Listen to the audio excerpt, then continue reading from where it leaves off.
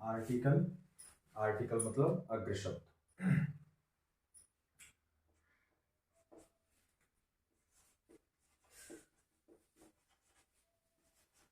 English में article का प्रयोग नाउन से पहले किया जाता है।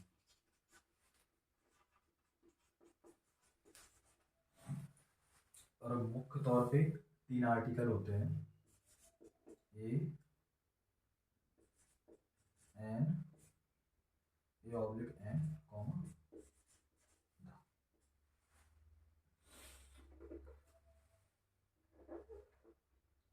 इंग्लिश में हमें 3 आर्टिकल पढ़ने को मिलते हैं, ए, एन और द। इनको अगर हम क्लासिफाई करना चाहें तो 2 भाग में वर्गीकरण कर सकते हैं। ए और एन को इंडेफिनिट आर्टिकल बोलते हैं,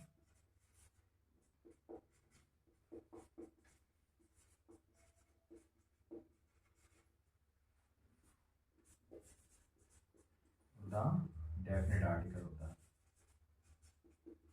डेफिनिट अनिश्चित अग्र शब्द।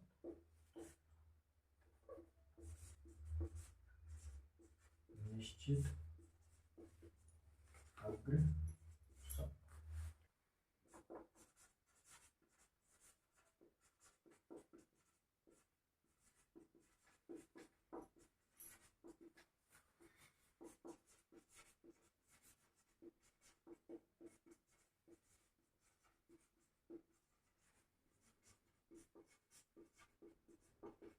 आर्टिकल का प्रयोग नाउन की स्थिति अनिश्चित दर्शाने के लिए होता है।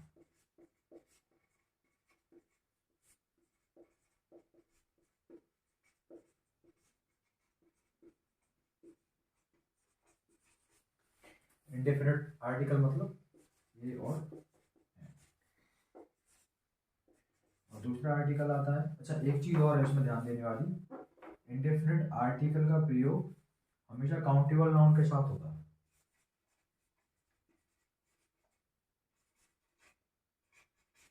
काउंटेबल नाउन मतलब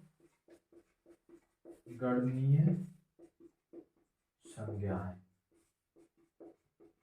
ऐसे नाउन जिन्हें गिना जा सकता है।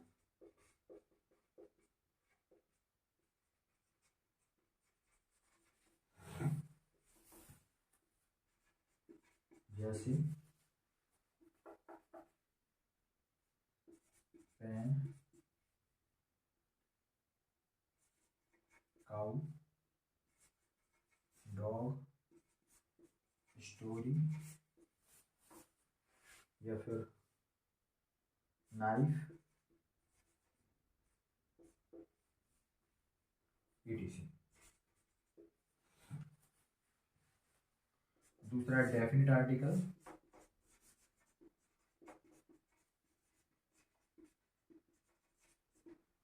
डेफिनिट आर्टिकल का प्रयोग, इनका प्रयोग नाउन को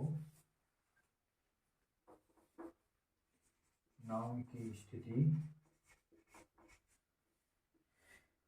निश्चित दर्शाने के लिए होता है।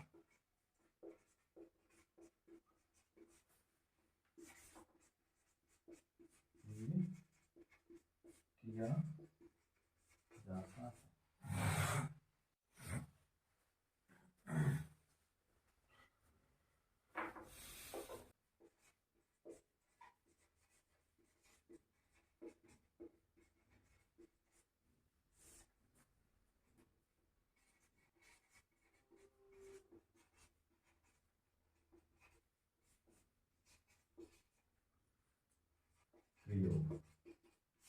ए और एन आर्टिकल को हम इंडेफिनिट आर्टिकल बोलते हैं और द आर्टिकल को डेफिनिट आर्टिकल बोलते हैं। एक से हम पढ़ लेंगे, पहले ए एन का प्रयोग पढ़ लेंगे।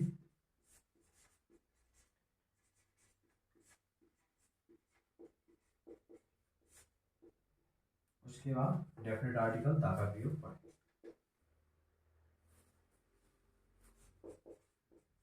ऐसे नाउन जिनका हिंदी उच्चारण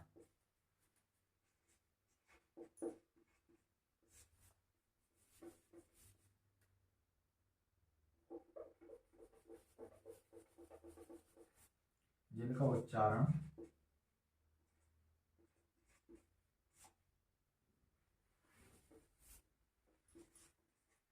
हिंदी से व्यंजन से होता है उनके पहले ए का प्रयोग किया जाता है।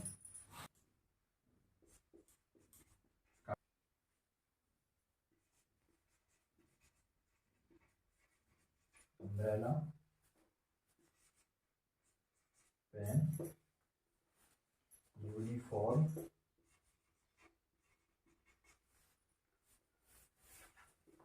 बुक।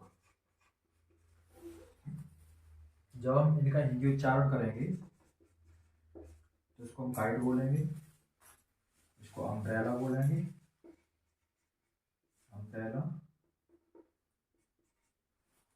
इसको पेन बोलेंगे हिंदी उच्चारण में, इसको बोलेंगे यूनिफॉर्म, इसको बोलेंगे बुक।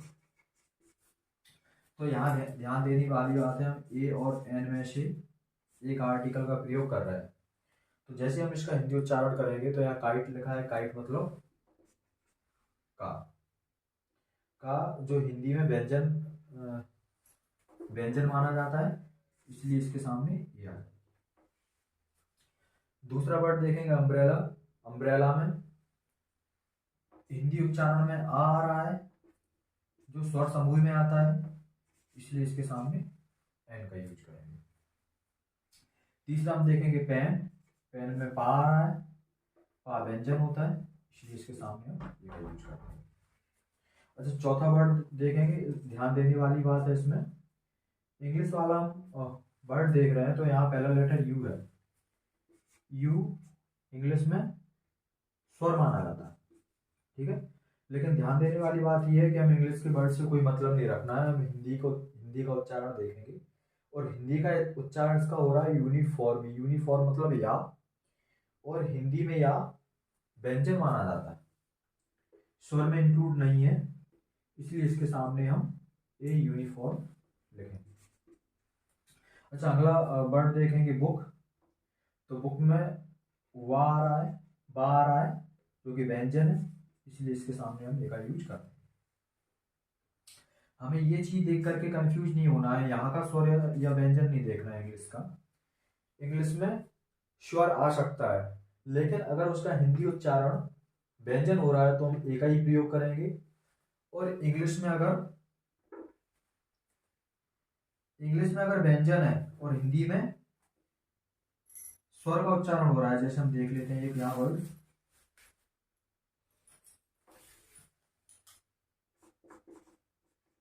ऐसे नाउन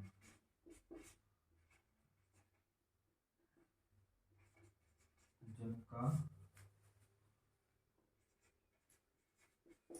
उच्चारण हिंदी के स्वर से शुरू होता है तो उनके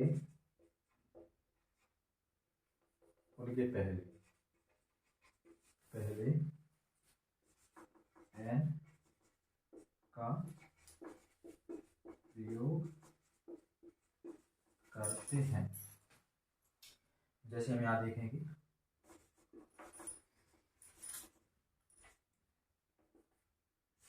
एप्पल,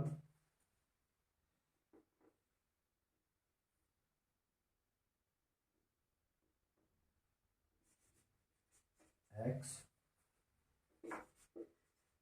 एंड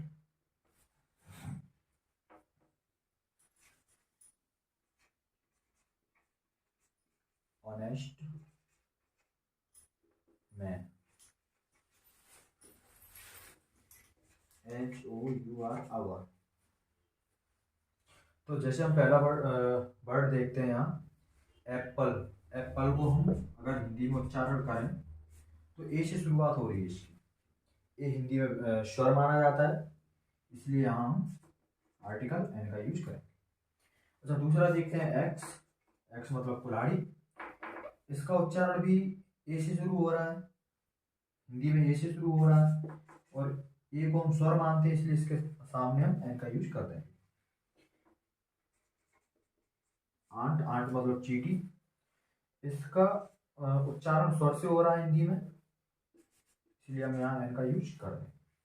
अच्छा, इसको हम ध्यान से देखेंगे, यहाँ ऑनेस्ट मैन लिखा है। ऑनेस्ट मैन मतलब ईमानदार आदमी। अगर हम इंग्लिश के वर्ड को देख रहे हैं तो यहाँ एच से शुरू हो रहा है, एच को हम कॉन्सोनेंट मानते हैं, मतलब ये व्यंजन है और व्यंजन के हिसाब से यहाँ ए का प्रयोग होना चाहिए। लेकिन अगर हम इसका हिंदी उच्चारण लिखेंगे ऑनेस्ट मैन, और मतलब स्वर का उच्चारण हो रहा है ऑनेस्ट मैन से, तो इसलिए इसके सामने हम एन का प्रयोग करेंगे। यहाँ अवर लिखा है, अवर मतलब घंटा। एच, इंग्लिश का अगर हम लेटर देखें तो एच आ रहा है जो कि कॉन्सोनेंट है, जबकि हिंदी का उच्चारण देखेंगे तो उसमें अवर, अवर मतलब आ, स्वर से शुरुआत हो रही है, इसलिए इसके सामने हम एन का प्रयोग करते हैं। आर्टिकल के यूज में ध्यान देने वाली बात यह है